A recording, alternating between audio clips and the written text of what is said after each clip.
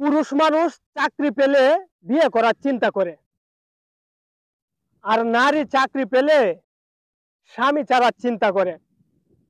কথাটা তিতা হলেও কিন্তু এটাই বাস্তবতা, এটাই রিয়েলিটি। আমার মতন যুবক যদি চাকরি পায় হঠাৎ করে, তখন প্রথমে চিন্তা করি যে 25-26 বছর হয়ে গেছে, এখন আগে একটা বিয়ে শাদী করি, বহুত সময় পার করে পালাইছি। আর যখন একটা মেয়ে 26 বছর কোন 30 বছর কোন একটা চাকরি পাইলে, তখন চিন্তা করে পুরাতন স্বামী আর ভাল লাগতেছে না, স্বামীটা এখন চেঞ্জ করি, এখন তো টাকা কামাইতে পারি 30-40 হাজার, তো আমার কাছে নাথিং বিষয় নতুন স্বামী পাওয়া। শুনেন ভাই, রিয়েলিটি এরকম একটা জিনিস, যখন আপনি এটা ফেস করবেন তখন দেখবেন চোখ দিয়ে কান্না আসে।